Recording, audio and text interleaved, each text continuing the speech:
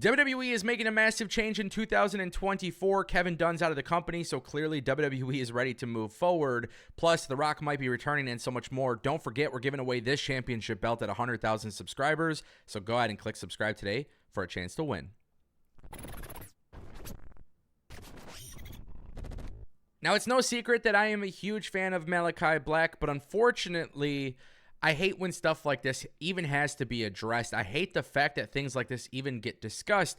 It's one of the things I don't really care about in the IWC. Fans just casually throwing out whatever information they want out there. When they want to speak on somebody else's name, they'll say whatever they want and they believe it.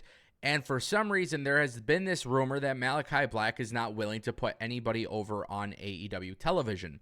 And people believe this is to be the case because it was revealed that Malakai Black had 0 singles matches in 2023. Now, of course, this is something that's been talked about on social media, but you can't believe everything, right? It's one of the big things I say on this channel. We're going to talk about news and rumors, and we're going to talk about stuff like that. But of course, take everything with a grain of salt. Unless WWE, AEW, TNA confirm it themselves, everything should always be taken with a grain of salt. And, well, Malakai Black has come out and responded to a fan. So basically, a fan says, this is what happens when you refuse to take a pin or put anybody over. Malakai Black says, usually I don't reply because these laughable takes from goofballs like this nerd is why this place is the equivalent of people opening their front doors and screaming their laced opinions into the street. However, bullshit never happened, isn't a thing. Happy New Year. Yeah, I mean, look, here's the thing. I think it's crazy that wrestling fans do this. It's one of the things I don't like about the IWC. They just erroneously say whatever the hell they want without ever providing context or sourcing to things like this. It's ridiculous, to be honest. Malakai Black has had a lot of people post misinformation on him and wanting to leave AEW or trying to leave AEW or having issues with AEW or not wanting to put talent over in AEW, whatever it may be. This is like the second or third time I can recall Malakai Black having to go on social media and clarify that this information isn't true. Now, the reason why this exists is because of tribalism. Don't ever get it twisted. Don't ever screw it up. Don't ever think it has nothing to do with tribalism. When wrestling fans see that other wrestling fans are criticizing AEW or WWE, whatever the case may be, somebody always has to say something incredibly erroneous to defend said company. And the realistic thing here that people need to pay attention to is that, 1, that's unnecessary, 2, it's uncalled for, and 3, that's just straight up lame.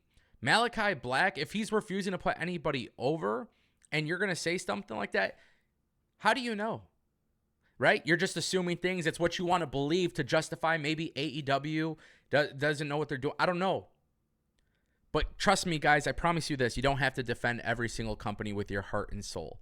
Because I see it happening with WWE and AEW and TNA. People talking so incredibly, misinformed about companies because they want to believe what they are saying is true. And I'm sorry to tell you this, but there is a difference between suggesting something as an opinion and suggesting something as a fact. And Malakai Black has to openly defend this because people are trying to present this as fact. And that's bullshit, and that shouldn't be the case whatsoever.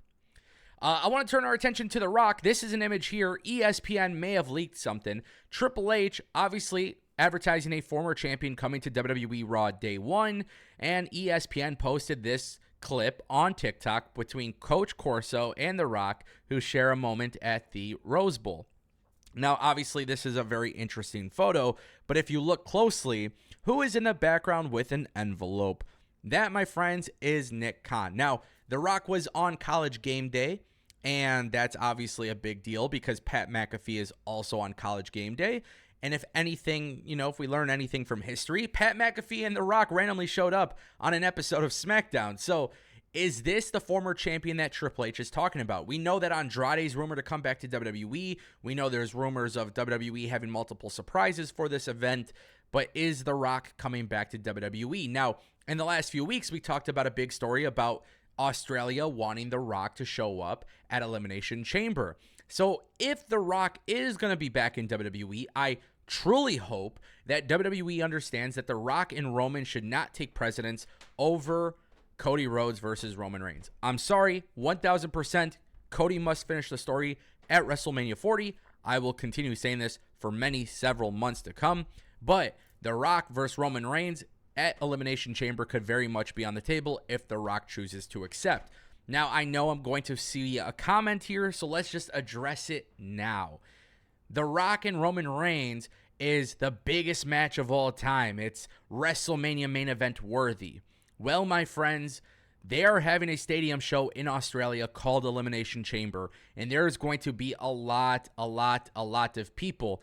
And if you already have a massive match of the magnitude with Cody and Roman happening at WrestleMania 40, then here's the good news, my friends. You don't need The Rock and Roman at WrestleMania 40. If anything, you bring The Rock and Roman Reigns at Elimination Chamber, you are selling Elimination Chamber as a must-see event, and I don't think there's anything wrong with that. I think people are trying to make an issue of something that doesn't necessarily exist, and I think WWE should be doing big marquee matches on other pay-per-views than just WrestleMania. So, yeah, ESPN may have leaked this. We'll see if The Rock accepts. We'll see if The Rock shows up. But keep in mind, College Game Day was just a few hours away from where WWE Raw Day 1 is taking place, and WWE has a lot of tricks up their sleeve. Not only do they have tricks up their sleeve, but they're starting off the year with a massive change because it appears WWE is making a change that, personally speaking, I am a lot happier about. So according to PW Insider, the word going around WWE today is that WWE will have only two-man announced teams going forward on Raw and SmackDown. It's also been said that Michael Cole will exclusively be on WWE Raw, which means Michael Cole will not be on SmackDown. Now, keep in mind, Kevin Dunn is no longer in the company. That was effective today. And Triple H is completely changing the WWE. This is officially the new era. We've seen teases and we've seen some changes happen, but now Vince McMahon is not running creative. Kevin Dunn is not running the production. At the end of the day, Triple H is making this massive change, but they haven't revealed who the new commentary teams are. We know that Michael Cole will be exclusive to Raw. Is it going to be Kevin Patrick and Corey Graves on SmackDown? I don't know. Personally speaking, I want to see Vic Joseph from NXT get called up to SmackDown or Raw. I think both guys, I think Vic Joseph is incredible, and he could be a very good commentator with both of the guys on both shows. But I do want to point this out as well, just something to kind of keep in mind. WWE has a new TV deal coming with Michael Cole. So I think that's a very big factor as to why Michael Cole will be exclusive on Raw. And let me just kind of throw this out there. If the TV deal is in fact TBS or FX or Amazon, Michael Cole is the right guy to be the leading voice of the show. So ultimately, it makes a lot of sense that WWE would make that decision. I personally do not like 3-4-man commentary teams. I'm not a big fan of it. I never really was. And I don't really want to see, like, I think Byron Saxton and Corey Graves could be fine for SmackDown. I think Wade Barrett and Michael Cole could be fine, but Vic Joseph should definitely get the call up. We'll see what other changes they make, and you guys let me know what you want to see down below. Thank you guys for watching. Happy New Year, and I'll see you soon.